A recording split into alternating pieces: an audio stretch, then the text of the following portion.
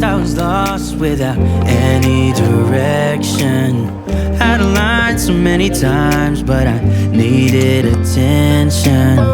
No matter what I say, no matter my regrets, things still been said and done.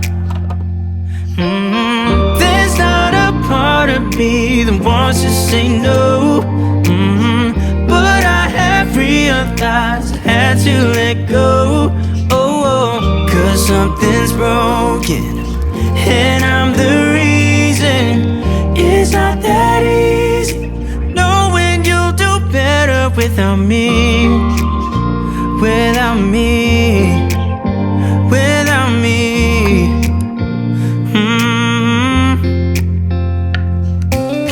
I have tried, oh I have tried, yeah, to become better.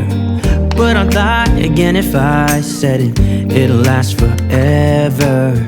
I know I make mistakes, it's just the way I am. That's why you have to know, yeah. There's not a part of me that wants to say no, but I have realized I had to let go. Cause something's broken and I'm the reason. It's not that easy knowing you'll do better without me. Without me. Without me.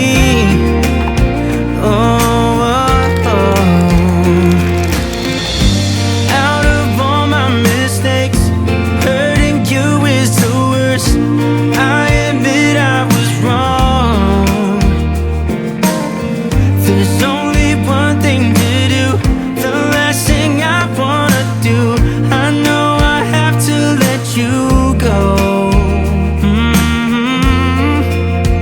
Cause yeah, there's not a part of me that wants to say no, but I have realized I had to let go. Cause something's broken and I'm the reason. Good morning guys. So maaga tayong nagising, mga alas 2 ng umaga ng madaling araw. Si Dion nagising siya mga 4 o'clock. And then pinagayak natin si Liam ng baon niya. Tapos after, hindi ko na nga siya guys nahatid. Ang lamig dito, negative 34, hindi tumataas ang temperature. Sobrang lamig. And then nag-i-snow pa ng konti, kumakapal-kapal. Ay, naku, hindi ko na nga siya naihatid ng sasakyan kasi antok na ako. Gusto ko nang matulog. Tapos, ang ginawa ko na lang sa kanya is pinag-double ko siya ng shirt. Yung, meron siyang t-shirt, tapos meron siyang hoodie. Yung hoodie niya, please, yung medyo mainit. Tapos, yung makapal na jacket. Tapos, pinag-snow pants ko siya. So, yun. And then, nilagyan ko siya ng face mask, dalawa, para hindi malamigan yung kanyang muka. Tapos yun, naka-gloves. So, complete gear naman siya. Yun, hindi ko na siya naihatid, naglakad siya. Kasi minsan ayaw naman niya, pero hindi ko na nga siya talaga, kasi antok na ako. Sunduin ko na lang sila mamaya ng car, para hindi sila malamigan. Tapos, ngayon, natulog kami ni Dion afternoon. And then, 10:30 nag-alarm ako. So, nakatulog si Dion. Ako din nakatulog. Kaya lang, syempre, kulang pa yung tulog na yun. So, ngayon, nagmamadali ako. Naghilamos lang ako. Kasi nga, alas 12 yung pasok ni Dion. Ayan. Kaya, naghilamos lang ako. Mamaya na. Hindi ko naman ligo day to day. So, kaya, okay lang. Tapusin ko lang to. And then, balikan ko kayo kasi kailangan ko na talaga magmadali. Kakain pa ako, nagugutom ako eh. Okay, eat, baby! Yeah, eto. Ang temperature is ay, ano ba yung tinitingnan ko yung tawag dito. Yan. Kung nakikita nyo, ito yung parang titingnan mo, 28 lang talaga siya. Pero dito yung feels like Yan, negative 24. Pag lumabas ka, yan ang mafe-feel mo. Yan ang weather today.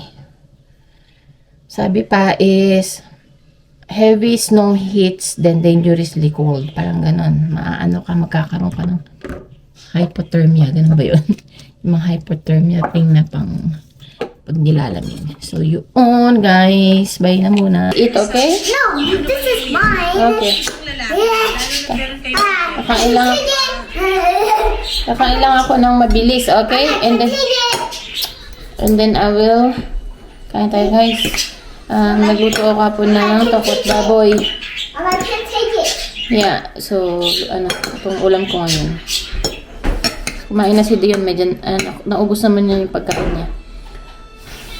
Guys, naitahatid na natin si Dion. Hinihingal ako. Kasi parang malilate kami na hindi. Tapos dito sa dinadaan namin shortcut, may gumagawa sa daan. So umikot pa ako. And then, ano ba itong shoes ni Dion na to? Pinalitan ko yung shoes niya na indoor shoes.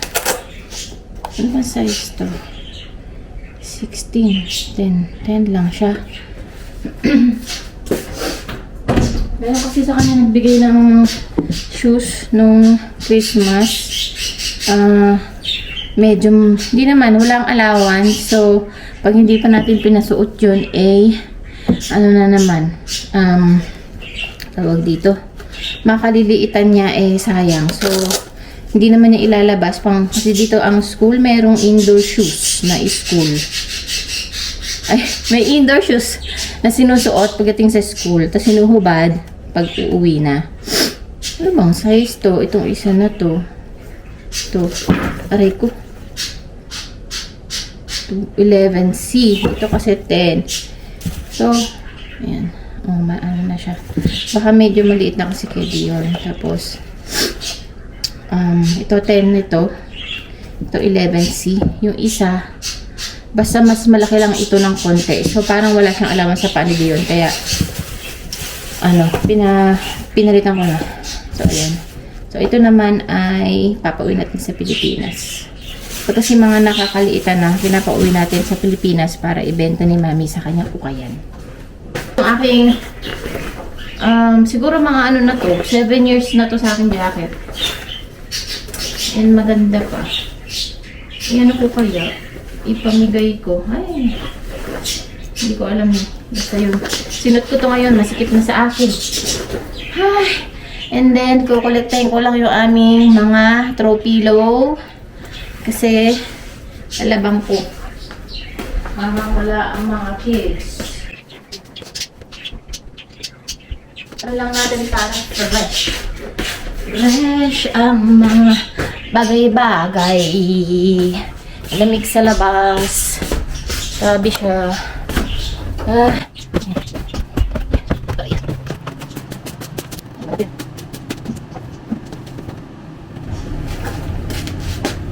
Pwede ko pa itong ipamigay, yung jacket, kaya lang. Hindi ko alam kung kanino.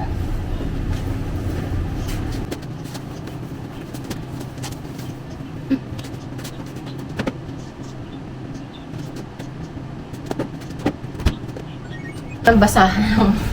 Isang araw di ko pa napukuha. Ay. Laundry matting.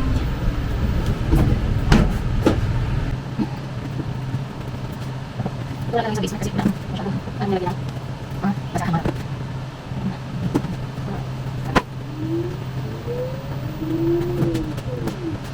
The question. The very big question, guys, is kung saan ko ilalagay. Ay. Look at that. Kailangan na siguro mag-dispose. What do you think? Dispose is the key to success. Kasi mag-ano pa ako na isang box. But, parang ayokong i-start today. Wag na today. Tapos, dito yung mga laruan na hindi namin pinabuksan kay Dion. Tapos papadala namin sa Pilipinas para tawag dito.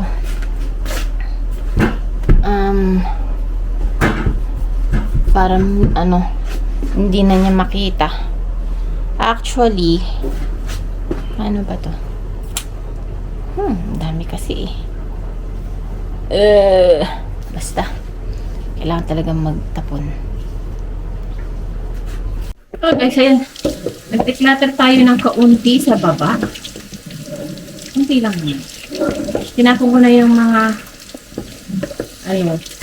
mga mas decor na nilagay ko na sa garbage bag.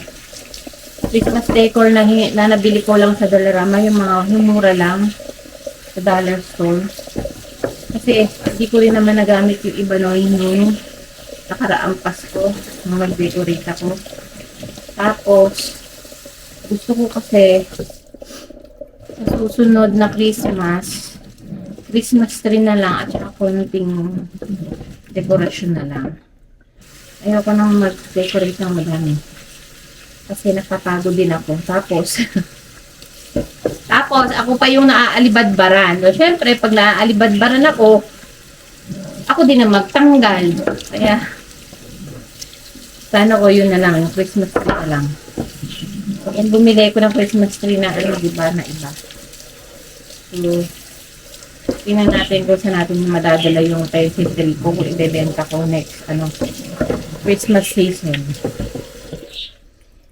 Tapos, itong ating IKEA fake plants, pinaliguan ko. Kasi, kasi maalikabok nakuha ko doon sa may, ano tawag doon? Sa bin. Hindi ko siya nailabas nung ako yan. Sabunutan lang din natin para bumilog. So guys, nandito tayo ngayon sa street parking ng mga bata.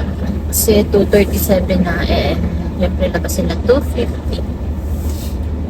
Hi, hindi tumataas ang temperature, negative 36. So,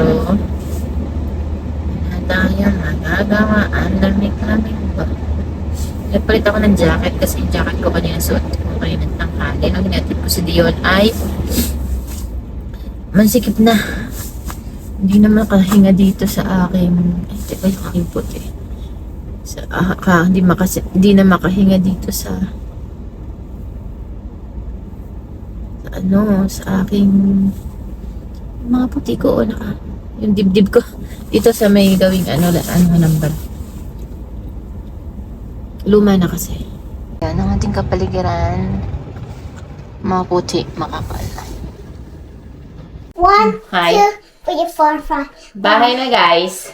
1, 2, It's so lamig. Tapos itong batang ito 1, 2, naglalaro pa.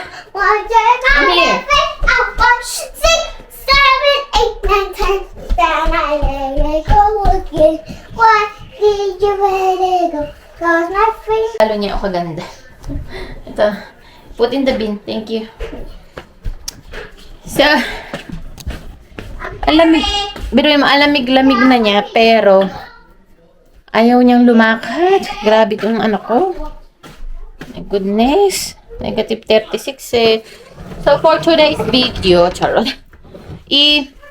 Natin guys, itong aking bed. Iikot ko lang. Kasi, andun yung heater sa sulok ayun, doon. And, pag umaandar siya, nauubo ko. Pero wala na akong ubo. Pero, bakit pag yung heater ay naamoy mo or something na sa ilong mo, nakakaubo siya. So, ililipat natin, ilalagay natin yung head doon sa may wall. Tulad ng dati. Yan. Kasi siguro, kaya rin tumagal yung ubo ko dahil doon. Dahil dyan. Iikot lang natin. Tanggalin lang natin ang mga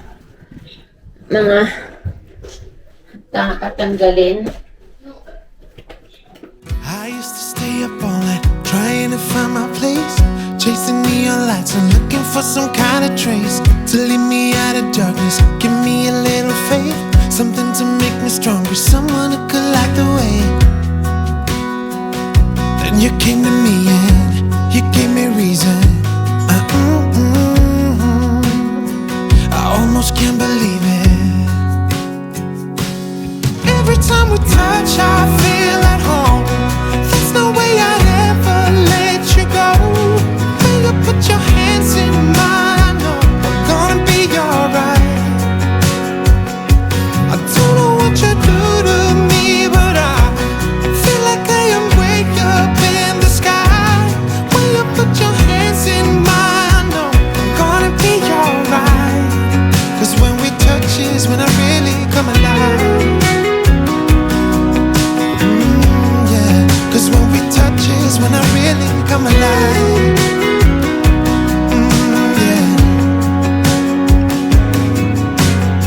I don't know anybody that could compare to you. The way you're always smiling, the way you light up a room. I couldn't live without you, not even if I tried. 'Cause every day I'm with you, I'm flying over the clouds.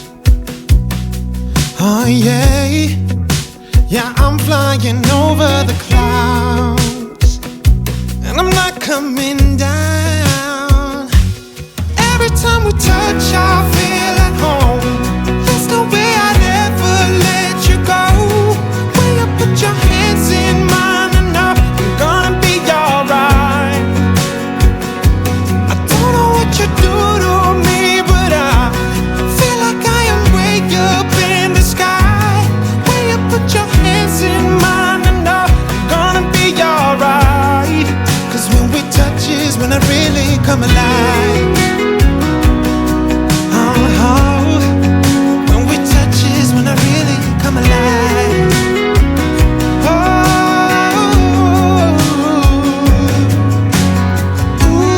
I couldn't be without you now. I just can't see how, not even if I tried. I couldn't be without you now. I just can't see how, 'cause I need you by my side.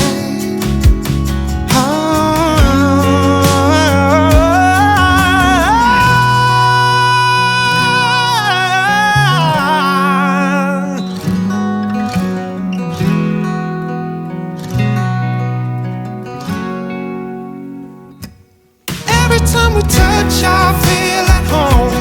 There's no way I'd ever let you go. When you put your hands in mine, I know I'm gonna be alright. Yeah. So guys, ayan na yung ating bagong setup. Ayan. Ano ba to? Ba't ganito? Ito ay yung mattress. So, ayan na siya. Diba? So, yung salamin natin, doon na lang natin inilagay. Ayan, ganyan. So, doon, kasi wala na tayong chance kung saan natin pwedeng ilagay ang salamin. Tapos, yung laking lalagyan ng mga undies, doon ko na nilagay. Ito, same pa din. And then, pwede ko naman dito ilagay yung salamin. Kailangan tatapat sa pinto. So, dyan na lang muna. And, okay na yan. Okay na siguro doon. So, ayan. And then, binacuum lang natin. Pagkatapos naman natin sa taas, tayo ay dito sa ating kitchen. Anong oras na? 4:30 na po. And, maghanap tayo ng ulam. So, ipiprito natin. Ano itong ulam natin? What happened here? Oh my goodness. So guys, meron tayo ditong pork. Piprito ko. And then, chicken. Iinit na lang to yung pininyahang manok. Tapos ito ay yung gumawa ako ng shawarma rice. And then kahapon, yun yung kinain ko paggabi. Ang sarap niya. Yung sauce niya. Nakita ko lang to sa TikTok eh. Yung sauce niya ang sarap. So, gagawa tayo nito. And baka ito na lang yung kainin namin. Spam na pinabaon ko kay Liam kaninang umaga. Ito na siya. Talagyan ko na lang ng itlog in case na magbabaon si Eric para sa bukas. Kasi ito yung mga gusto niya magluto. This one, tapos lalagyan natin itlog.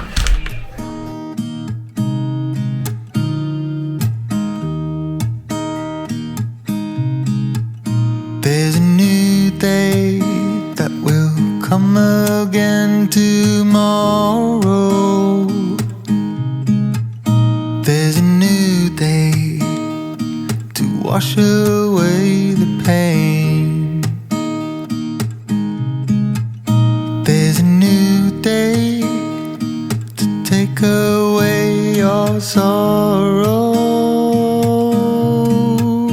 and the old ways get washed out